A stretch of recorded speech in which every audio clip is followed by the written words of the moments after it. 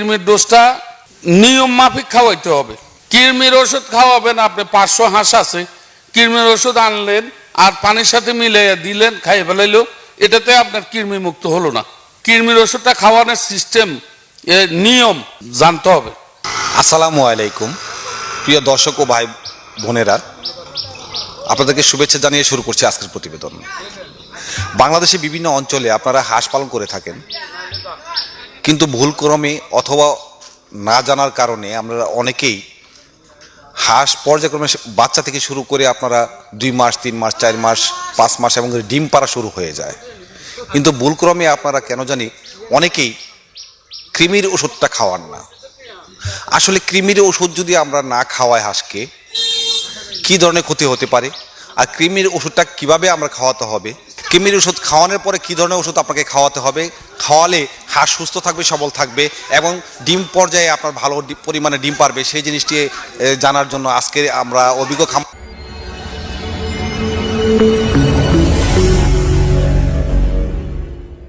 আসসালামু আলাইকুম। ওয়ালাইকুম আসসালাম। আমার কাছ থেকে আপনি একদিনে 0 বাচ্চা পাবেন ভালোটা, খাকি ক্যাম্পবেল, জিন্ডিং, বেইজিং, ইন্ডিয়ান রানার। 1.5 মাসের বাচ্চা পাবেন, 1 মাসের বাচ্চা পাবেন, মাঝারি হাঁস পাবেন, 5 মাসের হাঁস পাবেন, 4 মাসের হাঁস পাবেন। যে কোনো পরামর্শের জন্য আমাকে ফোন দিতে পারেন।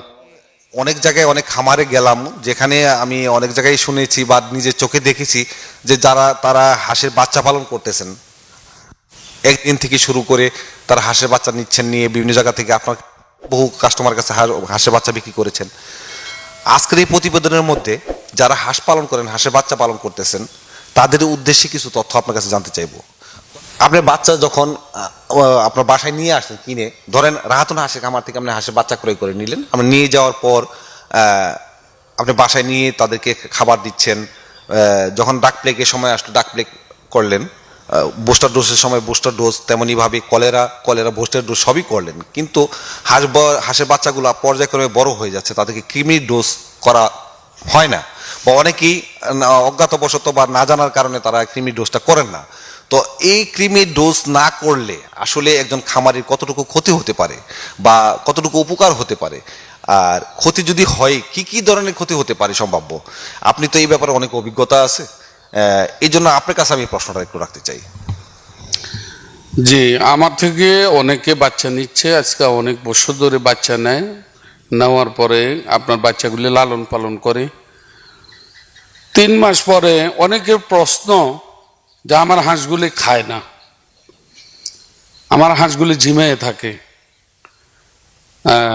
তো ওনাদেরকে জিজ্ঞেস করলে আমি যদি ওনাদের থেকে তথ্য নিই যে আপনি টিকাগুলি দিছেন কিনা, কোনো খামারি বলে যে ভাই টিকা তো অলসতার কারণে দেইনি, কোনো খামারি বলে যে টিকা দিছি ভাই, কিন্তু কৃমির ডোজটা করা হয়নি।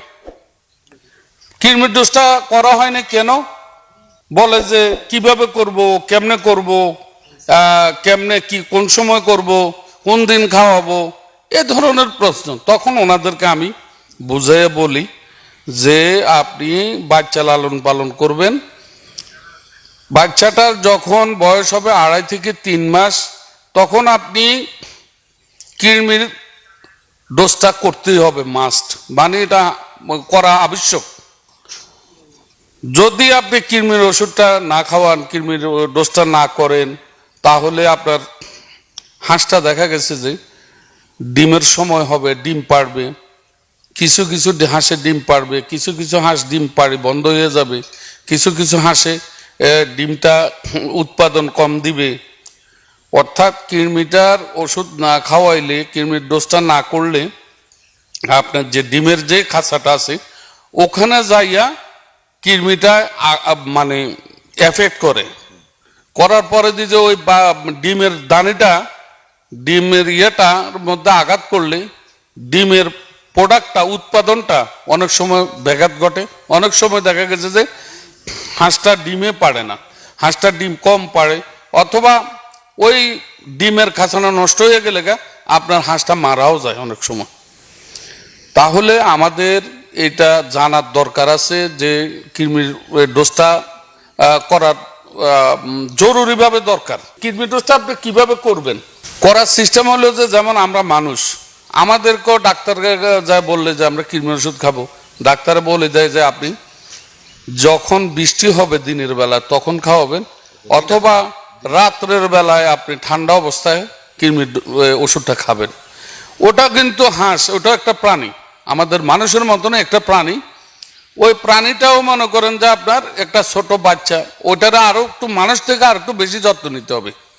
তো কৃমির ওষুধটা ঠান্ডা অবস্থায় খাওয়াবেন, ঠান্ডা অবস্থা খাওয়াবেন। কৃমির অবশ্যই রাত্রেবেলা খাওয়াতে হবে। অবশ্যই রাত্রের বেলা খাওয়াবেন।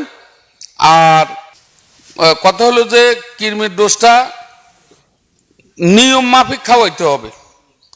কৃমির ওষুধ খাওয়াবেন, আপনি 500 হাঁস আছে, কৃমির ওষুধ আনলেন আর পানির সাথে মিলাইয়া দিলেন, খাইয়ে ফেলাইলো, এটাতে আপনার কৃমি মুক্ত হলো না।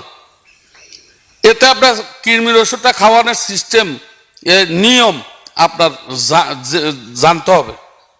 এই জানাটা কিভাবে খাওয়াইতে হবে, এই জানাটা আমাদের থেকেও জানতে পারবেন, আমাদের থেকে ফোন করে জানতে পারবেন, এটা সিস্টেম আছে।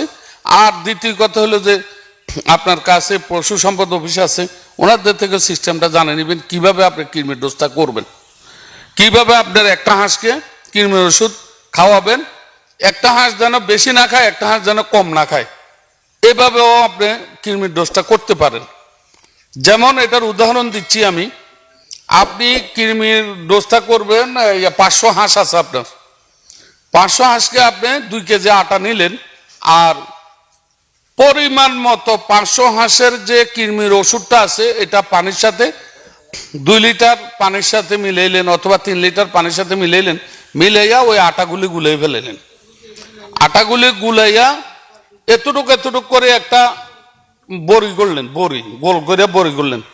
বড়ি করে আপনি রাত্রের বেলা ঠান্ডা অবস্থায় একটা একটা করে বড়ি খাওয়াই দিলেন। একটা হাঁসে একটা বড়ি, একটা হাঁসে একটা বড়ি, দেখা গেছে যে আপনার প্রত্যেকটা হাঁসে কৃমি মুক্ত হইল। আর আপনি যদি পানির সাথেও দিতে পারেন, পানির সাথে দিলে হয় কি, কোনো হাঁসে কৃমির ওষুধের পানিটা বেশি খেয়ে ফেলায়, কোনো হাঁসে এই কৃমির ওষুধের পানিটা কম খায়, আমরা কোনো হাঁসে খাই না। আর কোনো হাঁসে দেখা গেছে খাইয়ে নেই পানি। দেখা গেছে যে পুকুর থেকে উঠে আসছে, এরপরে আপনি সন্ধ্যার পরে কৃমির ওষুধটা খাওয়ালেন, ও তো পুকুর থেকে পানি খাইয়েছে, কিছু হাঁসে খাইয়ে নেই, পানিটাই খায়নি, কৃমির ওষুধের পানিটা খাই নেই। তখন দেখা গেছে যে যেটা খায় না ওটা কৃমি মুক্ত হলো না। আপনার এভাবে খাওয়াইলে, পানির সাথে খাওয়াইলে দেখা গেছে যে সম্পূর্ণভাবে কৃমি মুক্ত হয় না। আমি এখন আপনার কাছে একটু জানতে চাইবো যে কৃমির ওষুধটা খাওয়ানোর পরে তার কি কোনো সাইড এফেক্ট আছে, বা অন্য কোনো সহযোগিতা তাদেরকে করতে হবে, বা অন্য কোনো স্যালাইন বা ঠান্ডা জাতীয় কিছু কি করা যায়? হ্যাঁ, আপনি কৃমির ডোজটা করার পরের দিন থেকে আপনি খাওয়াতে হবে 5 দিন রেনা WS। কখন খাওয়াবে? এই কৃমির ওষুধটা রাত্রে খাওয়াইলেন, পরের দিন থেকে সকালবেলা থেকে আপনি রেনা WS 5 দিন খাওয়াইতে হবে। কেন খাওয়াবেন? খাওয়াইলে তার দুর্বলতাটা, কৃমির ওষুধ ডোজটা করার পরে তার শরীরটা দুর্বল থাকে, ওই দুর্বলতাটা কেটে যাবে, কেটে যাইয়া আগের মতো চঞ্চলতা সে অনুভব করবে, ভালো হয়ে যাবে হাঁসটা, মনে করেন যে রোগ মুক্ততা হবে।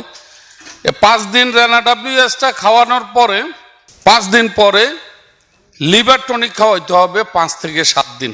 তখন দেখা গেছে যে আপনার হাঁসটা মোটামুটি ভালো, সব মানে সুস্থ থাকবে, উৎপাদন ভালো দিবে, হাঁসটা মনে করেন যে কৃমি মুক্ত হবে ইনশাল্লাহ। এইভাবে আপনি হাঁসগুলি লালন পালন করলে আপনার হাঁসগুলি উৎপাদনশীল হবে, সফলতা অর্জন করতে পারবেন ইনশাল্লাহ। এই বলে আমি আমার আজকের কথাগুলি শেষ করলাম।